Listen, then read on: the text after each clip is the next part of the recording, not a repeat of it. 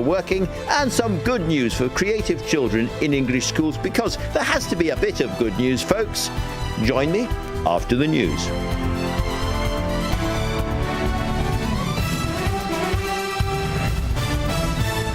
On your radio, on the LBC app, and Play LBC. Leading Britain's conversation. This is LBC. From Global's newsroom at 6 o'clock. It's emerged searches are underway for two offenders wrongly freed from the same prison in South London. Algerian Brahim Katour Sherif was let out of HMP Wandsworth by accident a week ago. He isn't an asylum seeker but was due to be deported. A second prisoner, a convicted fraudster, was accidentally released on Monday. Former Wandsworth prisoner Chris Atkin told LBC he isn't surprised. One guy was given, I think, about a 9 or 10 year sentence for armed robbery, but when he got admitted into the prison, they got muddled up between months and years, and he got let out after about 6 months. And just to rub it in, he went around London and took selfies of himself to taunt the authorities. It follows the accidental release of sex offender Hadush Kabatu in Essex last month. Around 100 people and 30 dogs have been rescued from homes and cars in southwest Wales, where flooding has triggered a major incident. Firefighters received more than 450 calls within 12 hours, mainly in Carmarthenshire. It's been confirmed the dog, which killed a 9-month-old baby in Monmouthshire on Sunday, was an XL bully. Gwent police say it had been registered before the ban on the breed came into effect and was exempt. In the city, the FTSE 100 closed up 62 points at 97.77. The pound buys $1.30 and €1.14. LBC weather, patchy rain in the north and west tonight, dry and clear elsewhere, a low of 10 degrees. From Global's newsroom for LBC, I'm Tim Humphrey. This is LBC from Global, leading Britain's conversation. It's 6 p.m. Now, Tonight with Andrew Marr. Good evening. Yes, it's happened again. A second sex offender has been accidentally released from prison. This time it's a 24-year-old Algerian man, not apparently an asylum seeker, who was cheerfully sent on his way from Wandsworth Jail in South London last week. The Conservatives may have had some advance inkling about this because they put the Deputy Prime Minister, David Lammy, under pressure in the House of Commons about whether any other foreign citizens had been mistakenly released after the Hadush Kabatu blunder. Can he reassure the House that since Kabatu was released, no other asylum-seeking offender has been accidentally let out of prison? It's a clear question. Can he give an answer? Deputy Prime Minister. Get a grip, man. I know I'm the Justice Secretary. That's why I'm at the dispatch box, also as Deputy Prime Minister. We know that.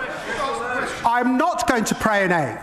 Dame Anne Owens is a former Deputy Commissioner in London, head of the NCA. It is for her to get to the bottom of that work. Of course, we know that there have been spikes since 2021 under his watch. When did he come to this House and apologise? Now, the Owens that the Deputy Prime Minister was referring to there is Dame Lynn Owens, who's leading the inquiry into the release of Hadush Kabatu.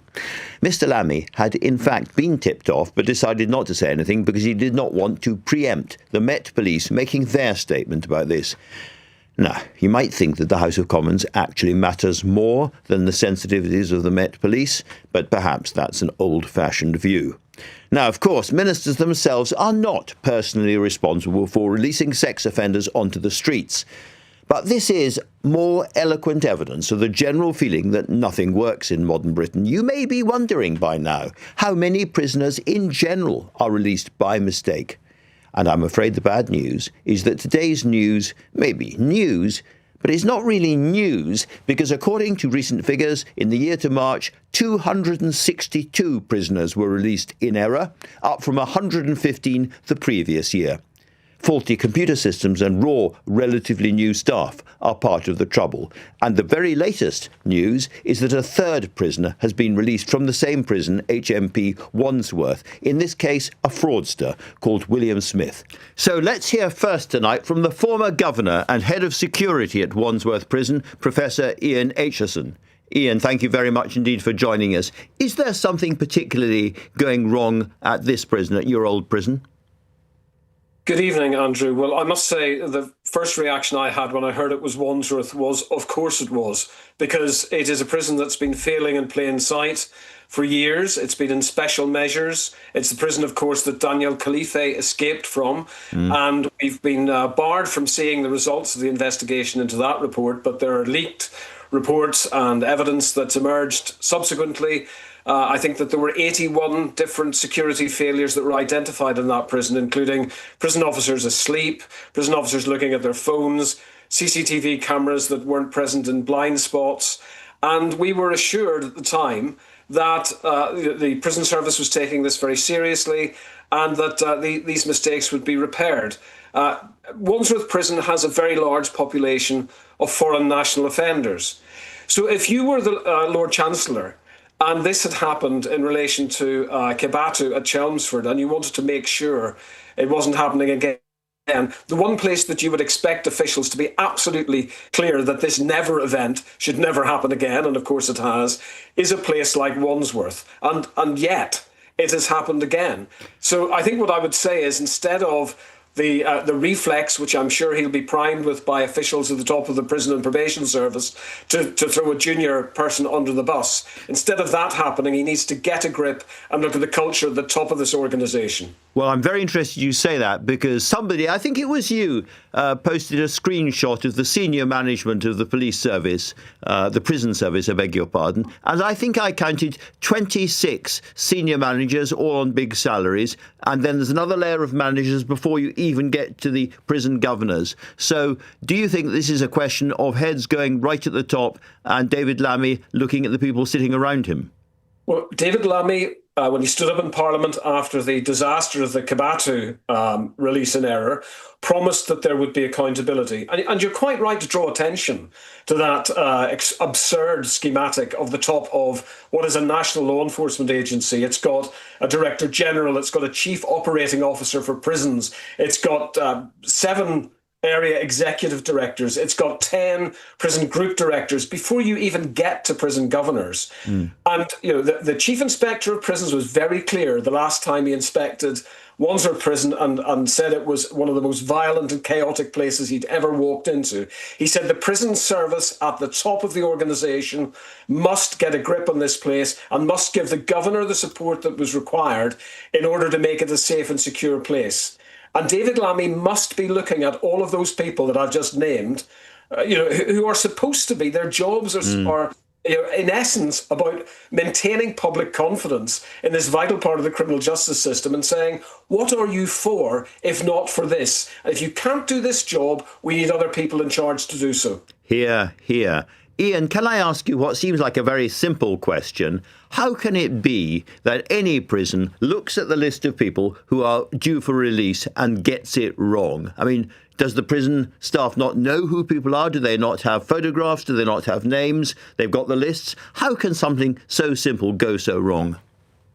Well, when I heard about David Lammy, the Justice Secretary, saying that the toughest checks ever were being put in place, my first reaction was to think, well, what about the checks that are already supposed to exist? Those checks, from my memory, are quite elaborate, and they're supposed to rule out the possibility that somebody gets released in error. And of course, as you've just said in your preamble, these releases in errors have been going up, and they shot up dramatically in the last year, most of which was covered, the reporting year, by the Labour government in place, because I think in part of the complexities and the rush to get emergency mass release of prisoners to stop gridlock inside the prison system. And I think we're seeing the consequence of that. That is I'm sorry to stop you there, Ian, but that is a crucial point, because at the moment this government is blaming the previous government for almost everything in this. But if you look at the numbers of people released by accident, it's fairly constant. It's far too high, but it's fairly constant. And then it's 81 2 years ago. It jumps to 115, and then it more than doubles to 262 at the very time the policy changes. And that cannot be a coincidence. No, that's right. I think it's 118%, something like that, increase, sharp increase after emergency mass release was brought in. But to go back to your point, prisons are designed, they have reception units. Those reception units are designed to make sure that people going into the prison and being released from the prison are being lawfully held or lawfully released. There ought to have been checks in place, ID checks, there are paper checks, there's an electronic IT management system in prisons as well that ought to have been consulted. And this is before these additional checks come in, and they would be conducted at the gate, and at the reception area inside the secure part of the prison. And then another set of checks ought to have been concluded at the gate before people are released, into the fresh air, as it were. All of those things had failed. The additional checks that the Justice Secretary have mandated are pretty onerous, and they rely on very high-level sign-off of foreign national offenders being released. But it seems that even those checks were inadequate. And I think, just to finish the point, what David Lammy, like many of his predecessors, is discovering is that when you're the political head of a law enforcement agency, His Majesty's Prison and Probation Service, and you pull the levers of power, you very quickly discover that the cables are all cut. And what did you make of his performance in the Commons this afternoon? I think the way he conducted himself in relation to the initial release in error of Kibatu and then this one does not speak very well of him. I mean, he is, of course, required to be democratically accountable by the shadow government, the shadow justice secretary, and everybody else that's looking on aghast and thinking that this is a justice system in freefall, to conduct himself better than he did by losing his temper. And I wonder if he's temperamentally suited for the job. Goodness. Wow. Professor Ian Acheson, thank you very, very much indeed for talking to us tonight.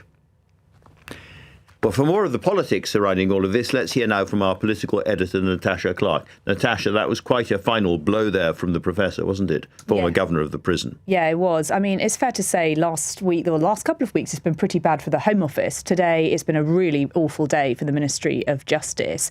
And obviously, there have been quite a lot of criticisms, I think, both internally from within the Tory party, but actually amongst some Labour figures that I've been speaking to today about how David Lammy decided to conduct himself in Prime Minister's questions. So obviously, looking back, it was clear that obviously the Conservatives, we now know, were aware of this mistaken release before Prime Minister's questions. And James Cartledge was clearly trying to catch David Lammy out by not alluding to the specific name in the specific case. And obviously, David Lammy repeatedly in the House of Commons refused to comment, said it was a disgrace that this was even being raised. And this would have been even more dramatic, sorry to cut in, if Mr. Cartledge had counted the number of questions he had more accurately. Yes, and I do wonder if maybe the final one, and he was going to do a big reveal at that final, well, I can reveal to you that this might have been the case because actually we know this. Obviously, when the news was finally released, the sting was taken out of it a bit when he wrongly said this was an asylum seeker. That really, I think, has given David Lammy a bit of a get-out-of-jail-free card tonight. And to be clear, he was somebody who arrived here, we think, on a tourist visa, overstayed and was in the first stages of being deported. Yeah, that's all correct. That's all what we understand on the immigration status of this man. However, a lot of outstanding questions, I think, tonight, not just for the Ministry of Justice, but also for, of course, the prison service. Why on earth did it take a week for them to tell the Met? When did the Ministry of Justice themselves know? And why did Lammy believe that he should not reveal the news when he was asked at Prime Minister's questions? Because we are hearing tonight from Metropolitan Police figures that they would have had no problem with him revealing that news. Sources close to David Lammy say that he was waiting for the Met to reveal that status. We also still don't have a photo from the Met as well. It's a bit strange that they haven't launched an urgent sort of manhunt in the same way that they have done the Kibatu case as well. They should probably be trying the benches in North London parks first, I would imagine. But there are moments when governments walk into, as it were, a political minefield, and there are explosions happening all around them. And they're just standing there looking absolutely stunned. And we're almost in that kind of situation now, aren't we? Yeah, and look, the figures that you raised are completely fair. It has skyrocketed under the Labour Party, under the Labour government in the last year and a half, this number of releases of prisoners by mistake. However, obviously the Conservatives were in office for a long time and underfunded the prison service. They underfunded the prison service, and they left behind an absolutely atrocious prison service. I was just looking at the Institute for Government report on all of this, and they say that today's prisons are often dangerous and overrun with drugs. Rates of violence inside are skyrocketing, and there are more than 30,000 assaults in prisons. in 2024. Yeah, so we're talking about part of the country, as it were, that is just falling apart. Yeah, absolutely. And we're not going to get any more answers on this, Andrew, because as you know, the Commons is going into recess tonight. David Lammy is not going to come back to the House of Commons, despite the fact that the Tories in the last half an hour have tried to force him back. Kemi Badenoch has just sent out a message on social media saying Keir Starmer may have jetted off to Brazil. Back home, his government is in chaos. The public deserves urgent answers. David Lammy's excuse for failing to come clean about this release of this sex offender has now collapsed. Well, of course, David Lammy, a familiar voice on LBC, is more than welcome to come into the studio tomorrow to defend himself. Zohran Mamdani romped a victory last night in the New York mayoral election to rapturous celebrations by left-wing supporters in America and to the delight of one party leader back home who'll be with me in the studio next. Time now, 6:14. This is LBC. Great to see you back at Specsavers. OK, could you read out the letters on the wall for me? Yep. D-E-A-L-S? Yeah, D-E-A-L-S. Deals. Oh, right. Our Black Friday deals are eye-catching, but the letter chart's over here. Oh, sorry. At Specsavers, we've got all sorts of unmissable Black Friday deals, like up to £50 off one pair of designer glasses. Offer ends on 7th of December 2025. Conditions apply. Ask in store for details. Hey, Harry. Hello, mate. Got any tips? Your best bet is to head to Bet Victor. Why's that? They've got more features than you can shake a stick at. They've got cash out, they've got in-play football, racing, tennis, all your favourite sports. They've got the best odds guaranteed on racing, and then there's the Bet Builder. And of course, you've got the lucky dip. Blimey, dip! I've got to go, fella. It's Nacho night at Casa Redknapp. And holy moly, I forgot the guacamole. Ay, caramba. Listen to Harry and make your best bet at Bet Victor. 18 plus terms and conditions apply. Gambleaware.org. For the nappies, peekaboos and tea parties. Mess, tantrums and sleepless nights. All those yo-yos, action figures and shinies. Lifts to mates, lifts to parties, lifts everywhere. For each and every one of those teenage years. Let's be honest. You probably owe your parents one. So tell them about pension credit. It could boost their pension income by an average of over £4,000 a year. Pension credit. Credit where credit's due. Eligibility criteria apply. Tonight with Andrew Marr. Watch live on both Global Player and the new LBC app. 6:16. Now, from this...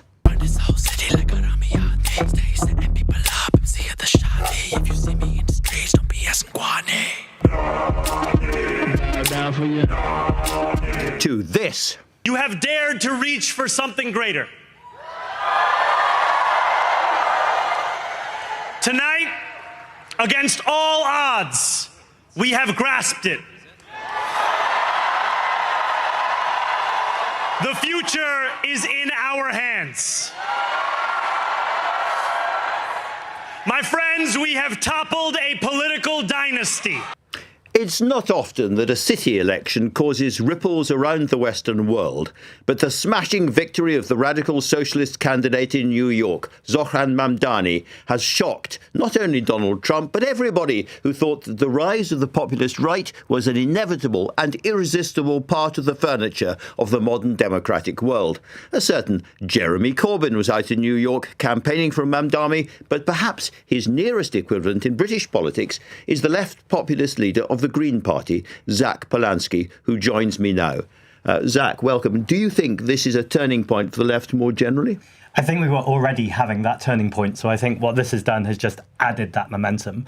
What Zohran has really demonstrated is an absolute focus on affordability, on the mass inequality that is existing all around the world, but is really existing right here in the UK.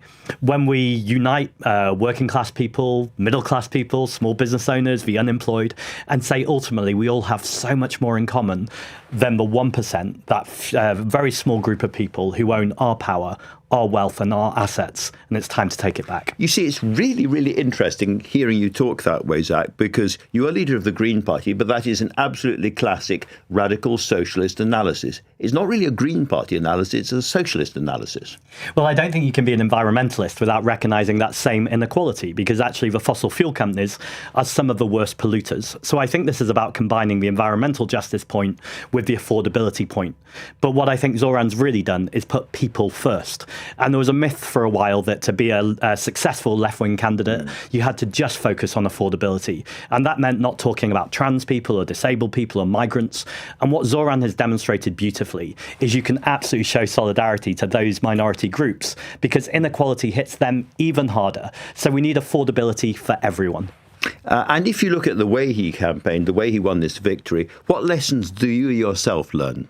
I think a lot of it is about mobilising the vote. I think there's some lessons that have been learned that are the wrong lessons. So there's a lot of focus on his social media and his communication style. That's what I think of you see, in that regard. Well, I was going to caveat that with saying he's an exceptional communicator, and I think the way he's used his social media is brilliant.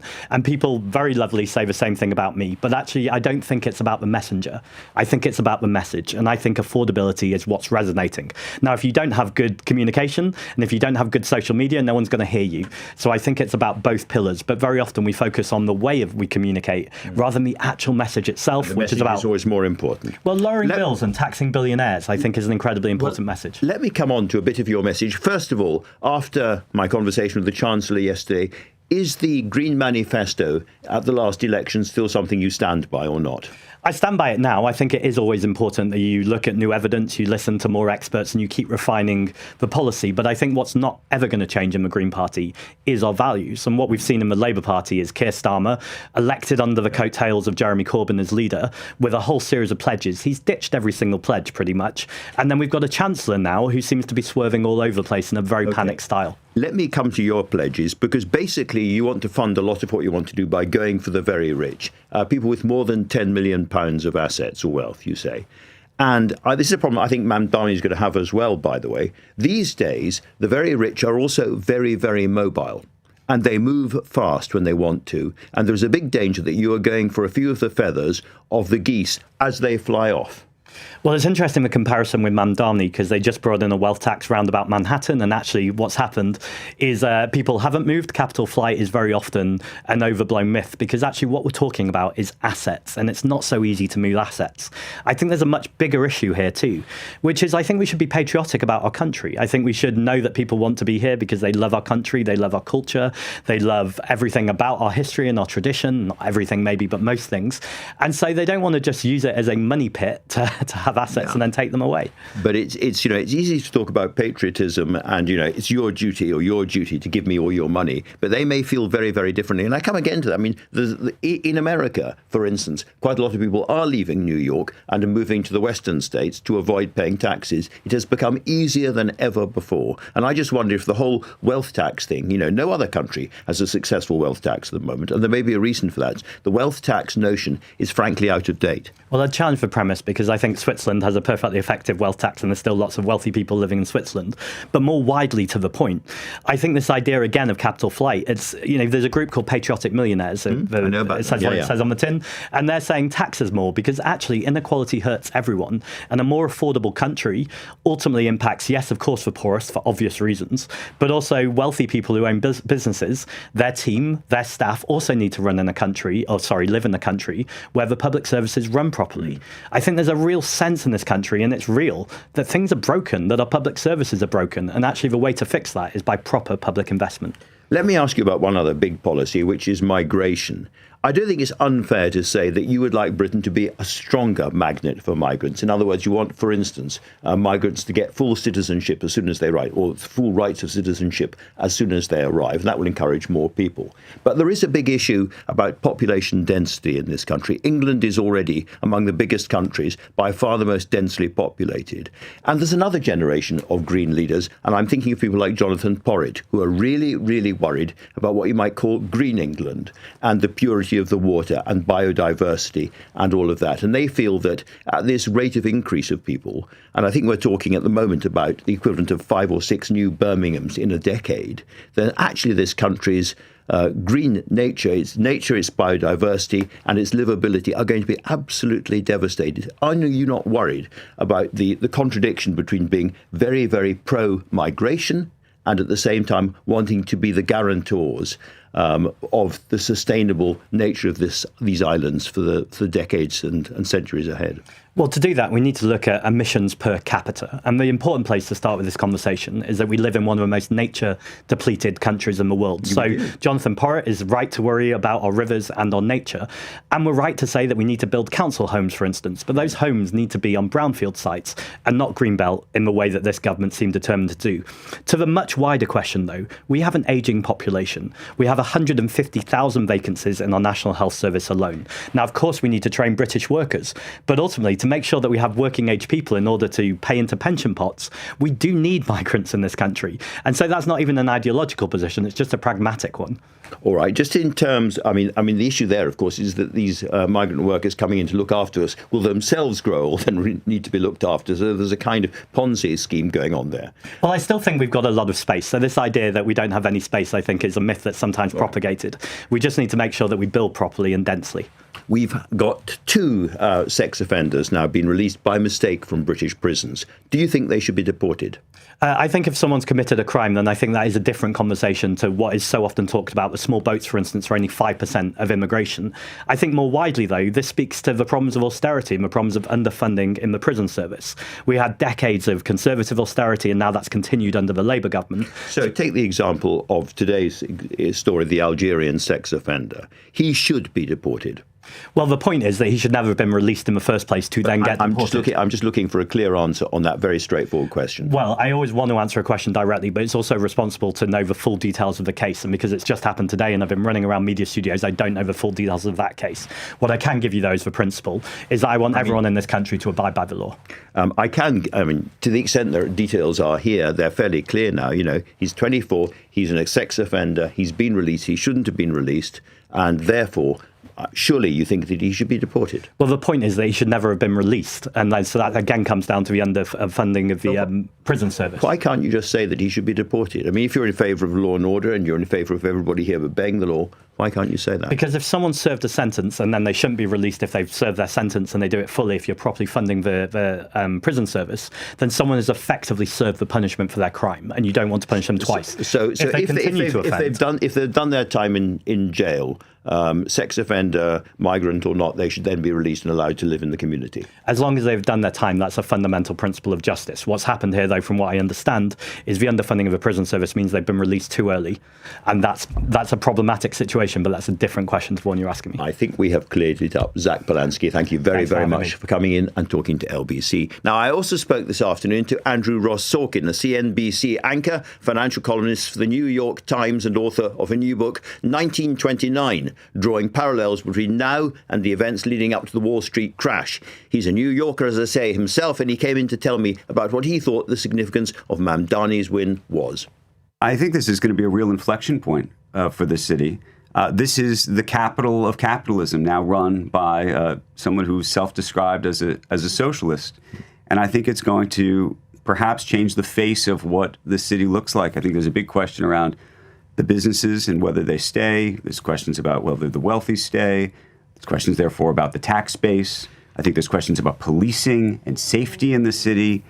There's a question about a generational schism between the young generation and the older generation. There's questions about housing. So the next 4 years are going to be fascinating. It sounds as if this huge sort of tidal wave of youthful optimism around the Mamdani campaign is going to hit the breaker of reality very quickly. I imagine it will. There's lots of promises that the mayor-elect has made around taxes, around free busing, around real estate and rent controls and the like. And some of those things he can actually implement on his own, but a lot of them require votes from other parts of the state of New York, and it is unlikely he will get them. But the rhetoric unto itself may tip the balance in terms of just the perception of New York City. Do you think the rich, to put it very simply, are going to leave? I think they're going to wait and see. I've been shocked at how mobile the wealthy Americans really are. You know, 10 years ago, I never believed that people would just get up and leave. But now they have private planes, and there's so many flights back and forth to Florida. People now have an app in New York to count the days that they're physically there so that they can avoid paying taxes if they can actually stay out of New York for more than 183 days a year. That is, the wealthy have an app for this. So when people talk about a wealth tax, maybe that's a kind of tax that belongs to history, not to now. Well, I don't know if the wealth tax unto itself is actually, A, going to be implemented, but B, is even the issue. The larger issue, which doesn't get discussed enough, is that Mamdani has effectively proposed, though he may not get it, a much higher corporate tax. And so you have a lot of businesses in New York, obviously, that would be impacted by that corporate tax. And again, it goes back to how many people you're going to employ in New York.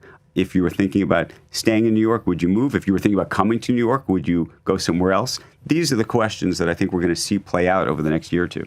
You sound to me as if you are at least queasy or uneasy about what's ahead. I'm uneasy. Look, this campaign and this election, among the Democrats, the Democratic side, were a number of flawed candidates across the board. The current mayor, flawed candidate. He got engaged in this, criminal suit and then settled with the president. And so people thought that he was under his thumb. Andrew Cuomo, who was our governor, got pushed out over allegations of womanizing and the like.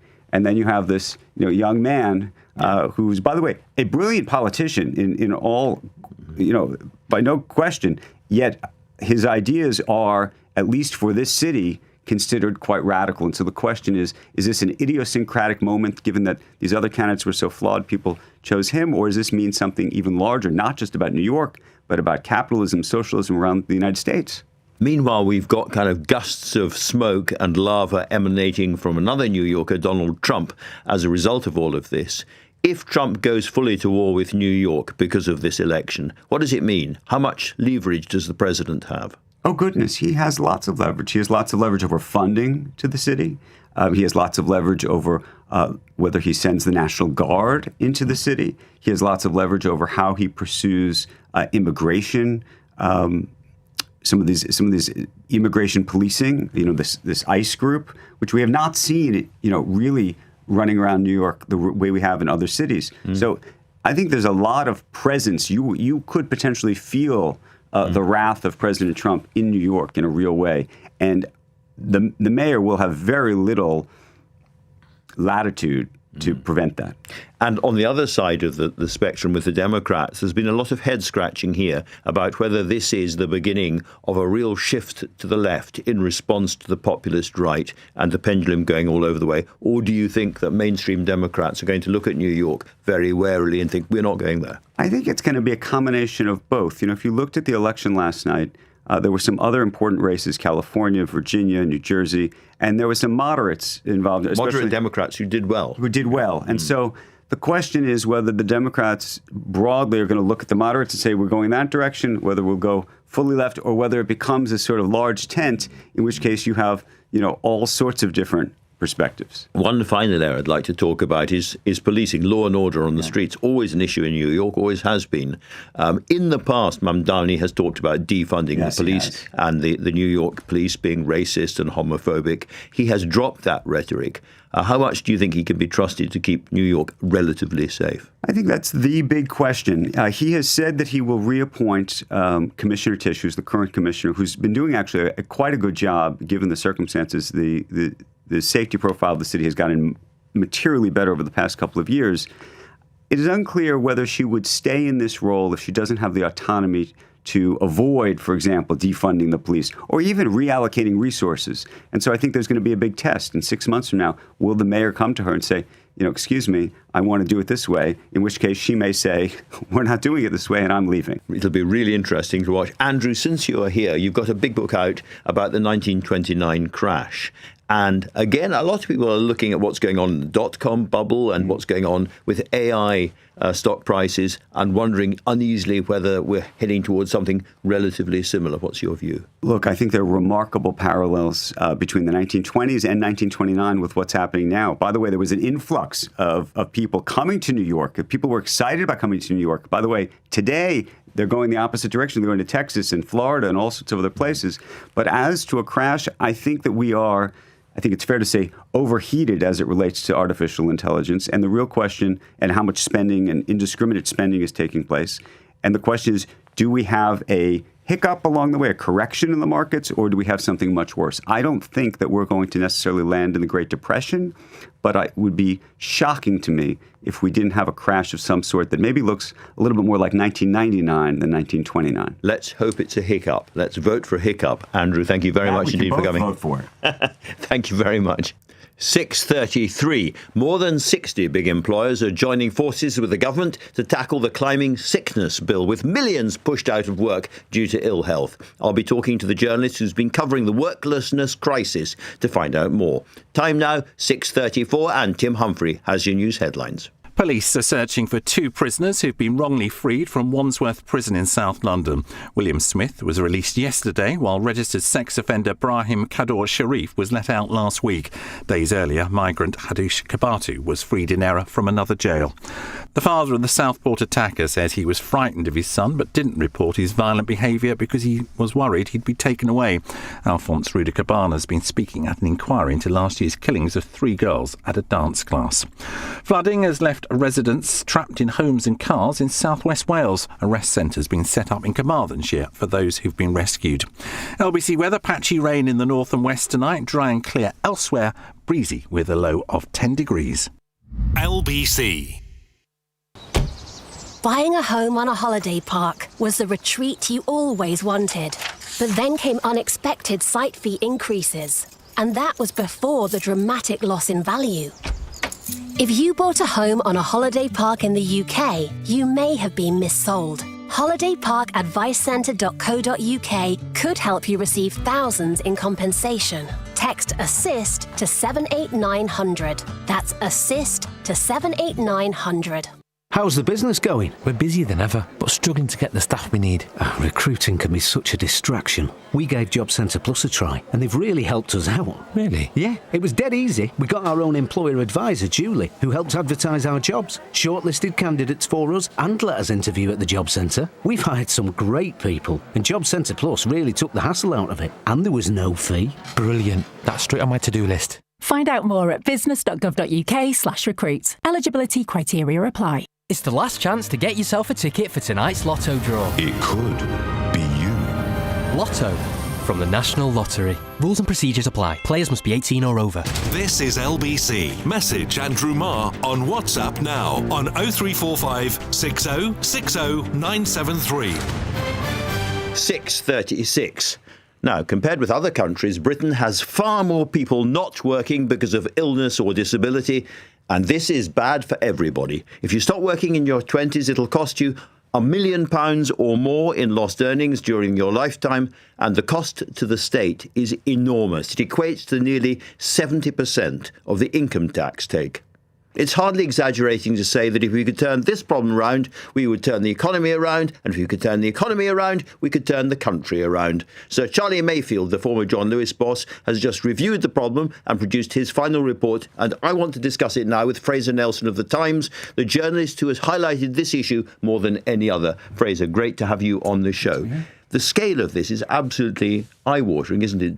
More than £200 billion a year it's costing us? That's exactly right. And the sheer numbers are just amazing. I mean, right now, we have 3.5 million people on long-term sickness benefit, and the projection is that it rises to 4.1 million by the end of the Parliament. So that is like expecting to lose the working population of City of Leeds, and that is how things are going. Now, these numbers are so big that they almost numb the mind, that we're used to now to airbrushing sickness benefits out of the employment figures, because we just look at the 1.6 million in claiming unemployment. We don't look at the 6.5 on out-of-work benefits. What Charlie Mayfield has done is a revolutionary approach, thinking, well, let's look at the lifetime cost of this. That his figure, that you lose £1 million worth of earnings with the government losing pretty much the same in extra welfare costs. For every single person. Yeah, for every single person. Now, this is a country where we're writing off 5,000 people a day on out-of-work sickness benefits. So that's like an O2 stadium in the course of a week. And we've just been talking about whether or not the Chancellor is going to put 2p on income tax. This dwarfs any of those kind of conversations in terms of scale. Now, you talk a lot about what the government needs to do, and rightly so, when it looks at the benefit system. But Mayfield's report looks very strongly at also employers' duties in His report is called Keep Britain Working, and he's got some devastating figures showing how very difficult it is to get people back into work if they've been claiming for for 2 years or so. But in the first few weeks, in the first few months, in the first year, it's a lot easier.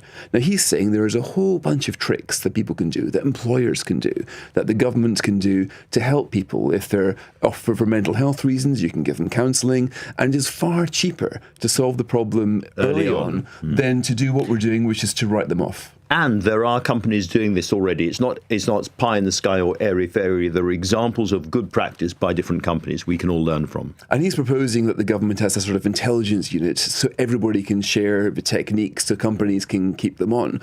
But he points out that if you look at the £1 million a person figure and think how many people we're writing off at the moment, if we were able to, that's of course a message of despair, but the hope is if you turn it around and you manage to untap their potential, but then we are sitting on the equivalent of an untapped North Sea oil field of economic potential. That's a very, very optimistic and cheerful way of looking at it, Fraser.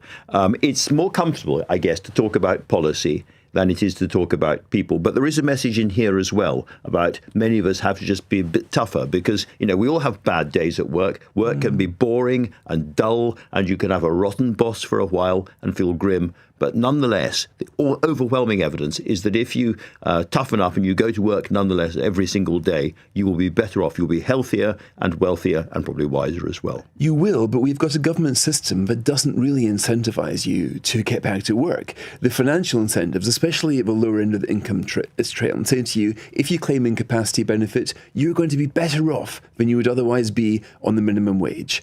So that is quite, for something like 1 million people who are now better off on incapacity benefit than they would on the minimum wage. So the government is presenting with this kind of binary choice. If you're healthy, work. If you're sick, go on this incapacity benefit. There are shades of grey. There is more the government can do.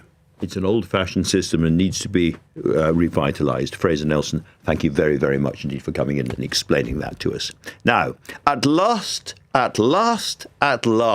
piece of good news for English schools I've been waiting impatiently for a long time. Changes to the national curriculum coming in now give children the chance to properly study music and the arts after the first review of the curriculum for more than a decade. Other changes include kids being taught financial literacy and how to focus more on spotting disinformation. The School Standards Minister, Georgia Gould, joined me a little earlier to explain these changes, and she started with the importance of music in education. We really believe in the power of music to transform children's lives. I used to be leader of Camden Council, and every 2 years we would fill the Royal Albert Hall with children from state schools who'd be singing and playing instruments, and it was just a life-changing experience for them. And the kind of dedication of learning an instrument really helps with other subjects. So that is definitely our ambition. We've got to really build up to get there. But it's part of these changes is revitalising the arts in the curriculum. And we've got a great tradition in this country in the visual arts as well. Is this going to allow people to learn how to draw properly? Yeah, so we are, within this curriculum review, there is a real focus on giving more kind of detail and specificity to the arts, because sometimes at primary school, there's lots of content about, different subjects, but not as much around the arts. And then, you'll be aware of some of the changes to accountability, which is going to put arts on an equal footing with other subjects. Do you feel that in the last decade or so, the arts have been consciously or otherwise kind of elbowed aside a bit? I do. As I said, I led a council, and it was very much, we believed in the arts alongside academic education. Both are really important, and we felt we were really fighting to retain that investment, and in many places it just wasn't possible. So there is a real job to do to build this up, and it's important for our future as a country, because the creative industries are such a critical industry. We earn a lot of money as a country from the creative industries. People forget about that. Yeah, you're quite right. As well as the joy and the importance of learning for children. Now, there's other things in this review that are coming through, including financial literacy.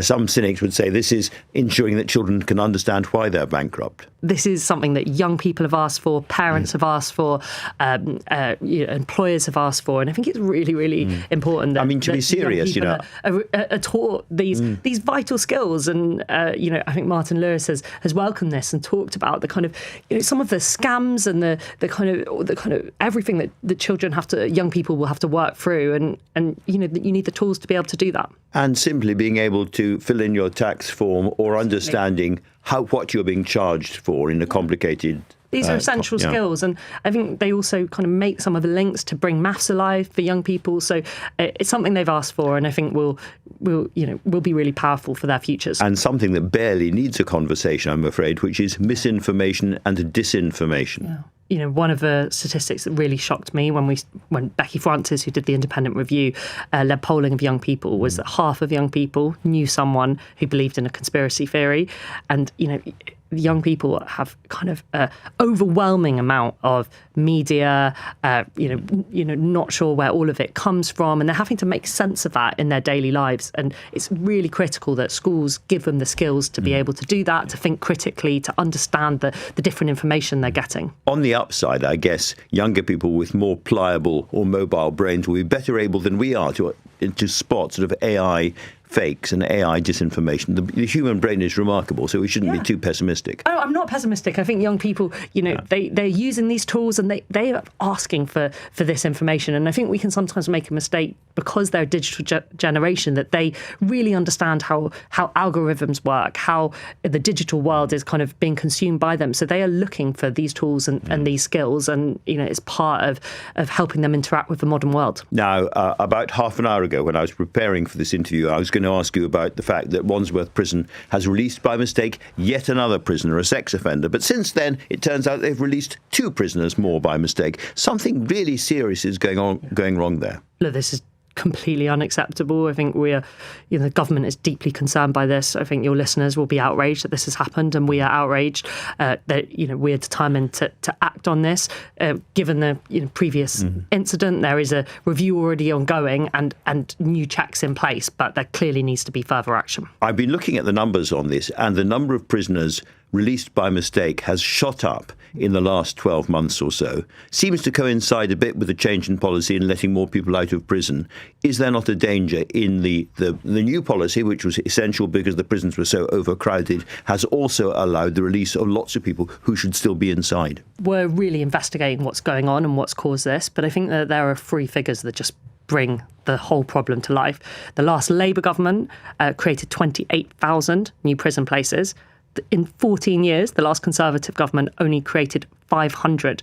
We inherited a prison system that was broken.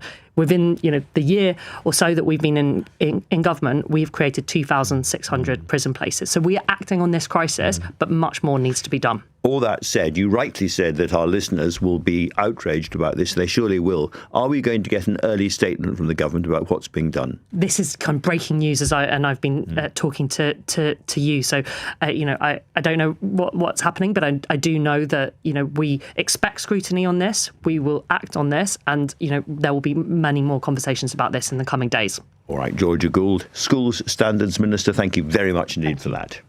And now to discuss the importance of teaching children the basics of budgeting and mortgages and money management, I'm joined by Claer Barratt, the consumer editor of the Financial Times. Claer, thanks very much for coming in. Now, we were beginning to talk there with the Minister about the kinds of things that children really need to know to live an effective adult life.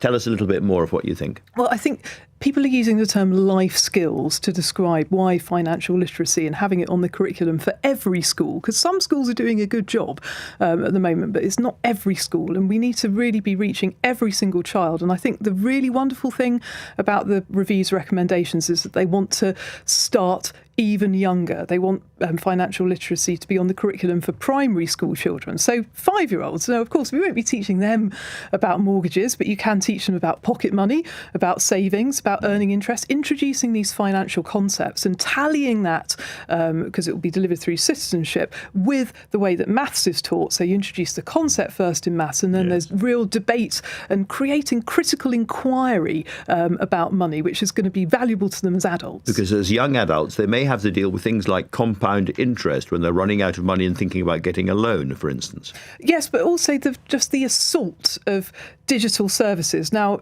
some studies quoted in the report said that, children as young as 7 are regularly spending money online. Now, I totally believe that as a parent. I've seen what happens with online gaming, online shopping, online banking. The whole world is moving digital with money. And I think a lot of parents, the reason why they've said that financial literacy is the number one thing they want is because they can see that their children are exposed to things that they didn't have when they were growing up, like buy now, pay later, cryptocurrency, that they don't really understand. Log on to my app. It's only going to cost you $1.99 for the first year. Yes, it's fairly frictionless as well. And we need to really try and educate children more about the benefits of money, investing. That's something that the Chancellor would really love Britons to learn more about and do, but also the dangers. But Claire, this is going to require a new cohort or a cohort of teachers who are themselves highly financially literate as well as being good communicators. Yes, and Martin Lewis has correctly pointed out, the devil is going to be in the detail of the implementation,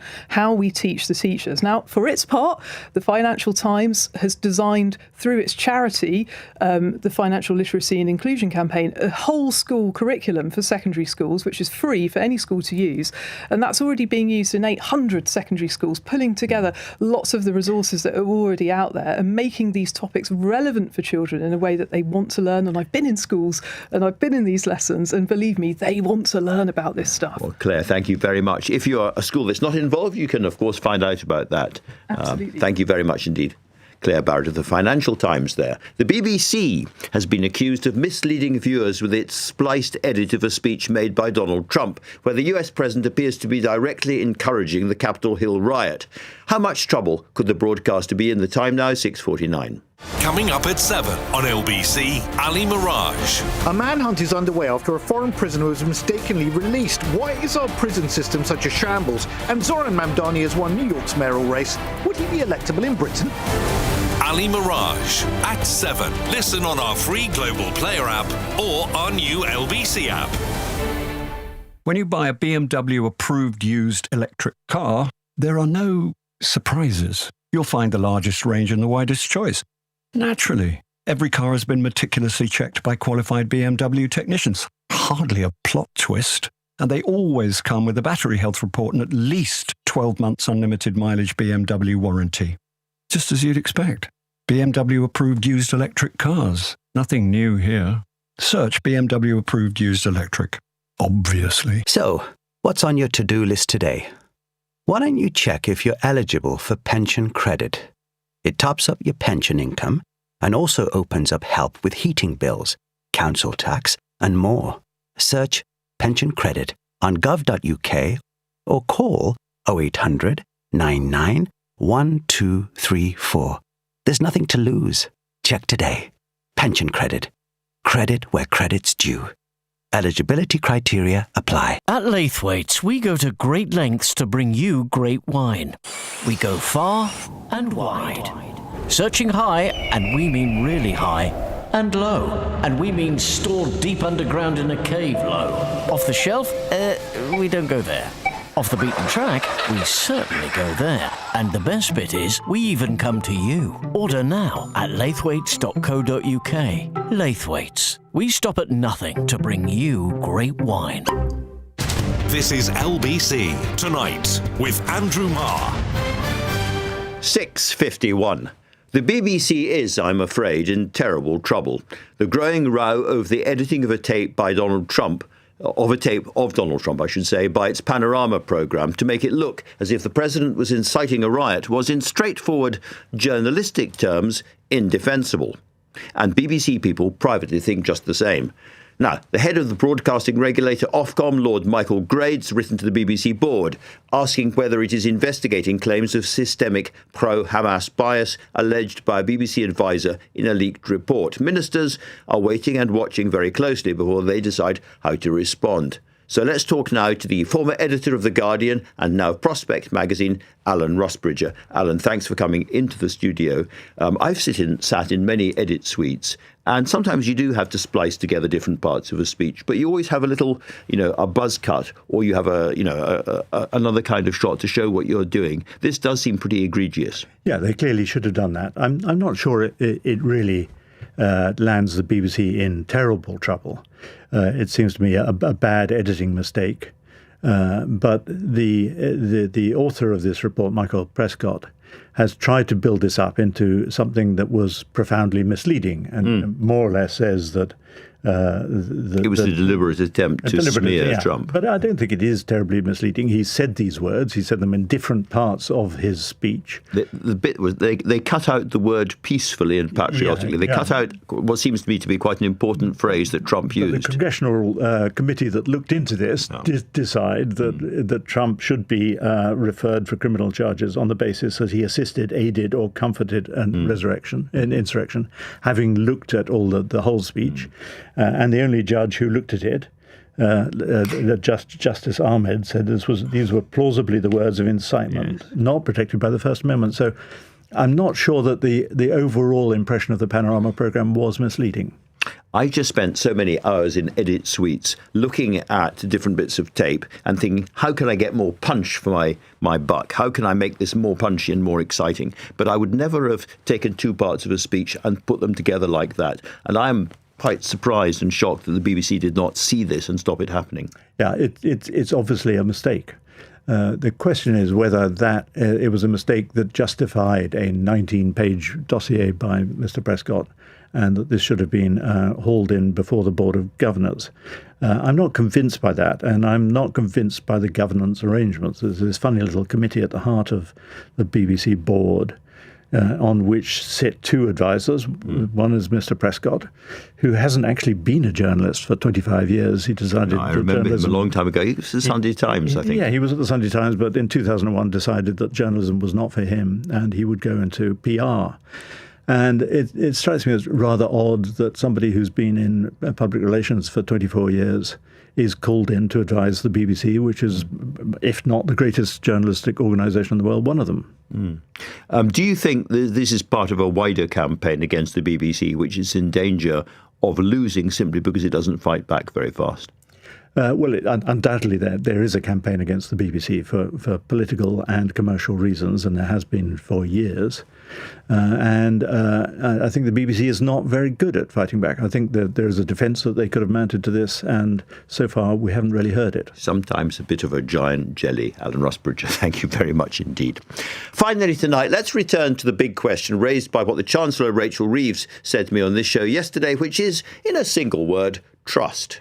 If, and it's still very much if, she raises income tax despite having promised at the election not to, how bad would the electoral punishment eventually be? Let's talk now to the pollster Luke Trill of More in Common. So, Luke, conventional wisdom is that if you break a manifesto promise, that is kind of lethal. What's your view? Yeah, I actually think there is a real danger that some of the discourse around the potential to break that pledge is being treated as just another unpopular decision. But if you go back to the last election, that manifesto pledge was a central part of the economic debate. It was central to the framing of that election. And so I think that the consequences, not just, the electoral consequences for Labour, but the consequences for trust in the system could actually be quite profound if that pledge is broken. We know that, we often talk about trust in politics and politicians being low. We're used to that. What's different at the moment is that spreading to the whole system, the idea that the whole system can't be trusted. And that's driving the rise of reform, the rise of the Greens, people looking elsewhere. And I think something like this could turbocharge that, because people will go, we had an election, they ruled this out. And we don't particularly buy the reasons they're giving for having to break that pledge. That's really interesting. I mean, I actually think that raising income tax might be the sensible thing economically to do. But they did make that promise again and again and again. And just in terms of what you were saying just now, is there, because, the pushback might be, people can be as cross as they like. They can write columns in the newspapers and then they can splutter in front of microphones. But there's still another 3 and a bit years to come. It will all pass on. And if the economy and the country's looking in a better state, people won't remember this. But is the question now whether this actually means there's a kind of lack of legitimacy and authority about the government, which causes real short-term problems too? Yes, and I worry it starts to come to define them. We know from the winter fuel thing, which obviously wasn't in the manifesto either way, that made people think, oh, they are a little bit sneaky, and they didn't like that, and that got reversed. This, though, is much more full-throated. So it was the heart of the manifesto. I think that will cause problems. I think the only saving grace, potentially, is when we ask people what would be the acceptable circumstances under which to break that pledge, it would be if the rich bore the burden and if it were necessary to protect public services. So I think if they are going to do it, and it does sound like they're going to do something in that territory, I think Labour have got to talk less about why they're having to do it and more about what it's for. What are the values? It's to better public services. And fairness. I mean, Rachel Reeves said to me that the rich would have to pay more, and that's essential in your view. Absolutely. It has to look like this is an attempt to de-rig the system, not reinforce the things that people don't trust. Luke, very interesting, and I hope people in government are listening attentively to what you've been saying. Who knows? Anyway, that's all we've got time for tonight. If you missed my exclusive interview with the Chancellor, you can find it in full on the YouTube channel, or you can listen back to our free Global Player app or the new LBC app, where you can stay up to date with all the latest news and opinion, put your news categories in the order you'd like them. You can pause, you can rewind live radio, you can listen to a range of podcasts. So download the all-new official LBC app for free from your app store now. Coming up at 10 on LBC, it's Ben Kentish, but right now it's time for Ali Mirage. Thanks, Andrew.